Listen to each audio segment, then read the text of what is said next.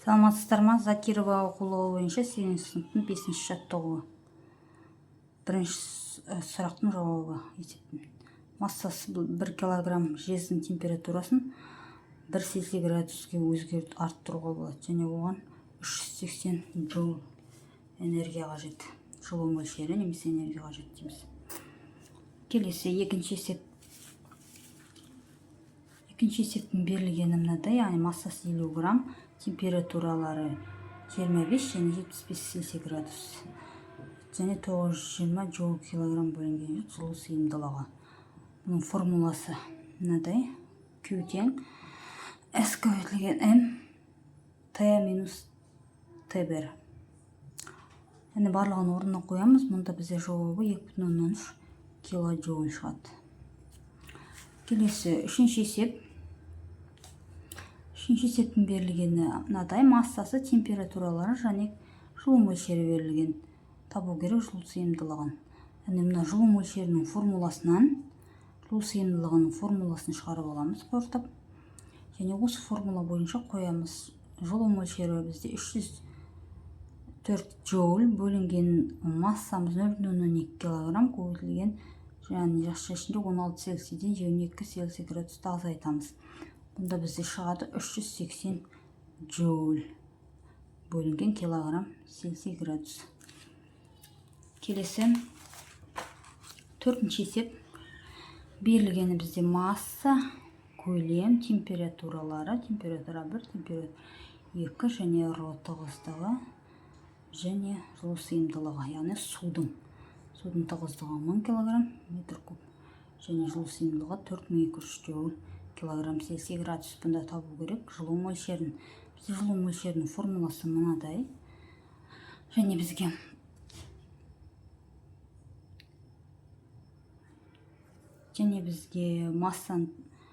массаны табу керек. Бұл жерде бізде масса берілмеген, көлем берілгендіктен массаны табамыз тығыздық пен көлемнің көбейтіндісінен.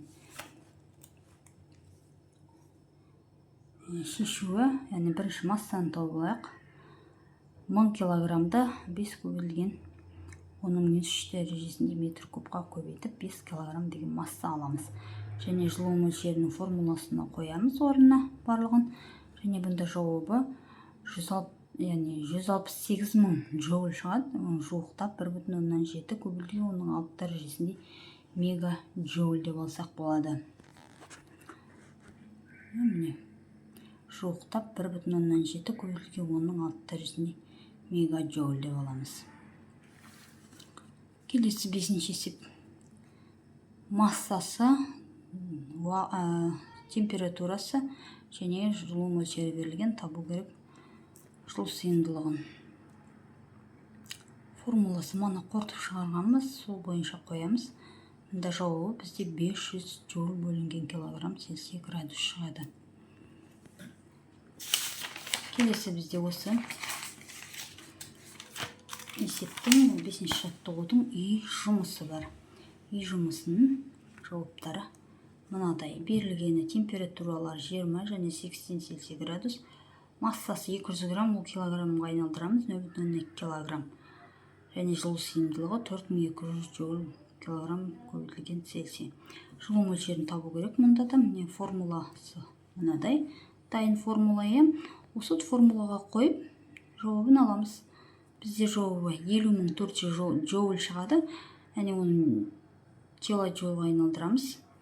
Беті қатесіп кеттім. Килоджоуль 50,4 көбейтілген 10⁻³ дәрежесінде килоджоуль деп аламыз.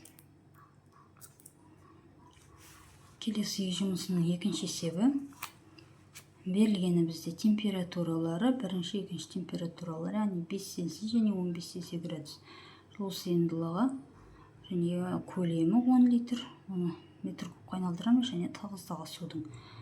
Бізді табу керек ішкі энергияны. Ішкі энергия бізде жылу мөлшерімен ішкі энергия тең деп аламыз. Және мынау жылу мөлшерінің формуласын ішкі энергия екеуі тең болғандықтан осы формуланы қоямыз және массаны табамыз. Массаны тауып алдық. Міне 10 килограмм шықты. Енді ішкі энергияны табу үшін формулаға қоямыз. Және бұнда бізде 400 000 джоуль шықты.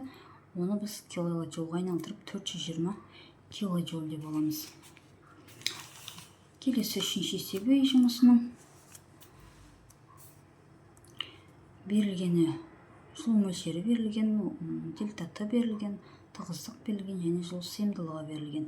Табу керек бізде көлемі. Көлемін табу үшін, яғни біз массаның формуласынан көлемді табамыз. Яғни масса тең v көбейтілген родан көлемді табамыз және көлемнің формуласын қорытып шығарғанда масса бөлінген ро болады. Енді бізде жылу мөлшерінің формуласын осы массаның орнына қоямыз. Массаны міне тапсақ, формула бойынша жылу мөлшері бөлінген жылу сыйымдылық көбейтілген уақыт деп алдық. Енді осыдан массаны тауып аламыз. Және бізде масса 4 килограмм шыққан, яғни жылу мөлшері 168 көбейтілген 13 дәрежесінде джоуль. Және оған бөлеміз 4200-ті көбейтіп 10 Цельсий градусқа, бұнда 4 килограмм шықты. Және бізде енді көлемді табуымыз керек. Көлем бізде массаның тығыздыққа қатынасы, яғни массамыз 4 килограмм, бөлеміз 1000 килограмм метр кубқа. Бұнда бізде 0,4 шығады метр куб. Оны біз миллиметрге айналдырғанда 4 миллиметр куб болады екен. Келесі төртінші есеп. Масса берілген 0,18 кг және жылу сыйымдылық 920. Және бұнда жылу сыйымдылық табамыз. Формула бойынша 920-ны көбейтеміз массаға, және бізде 736 джоуль килограмм көбейтілген Цельсий.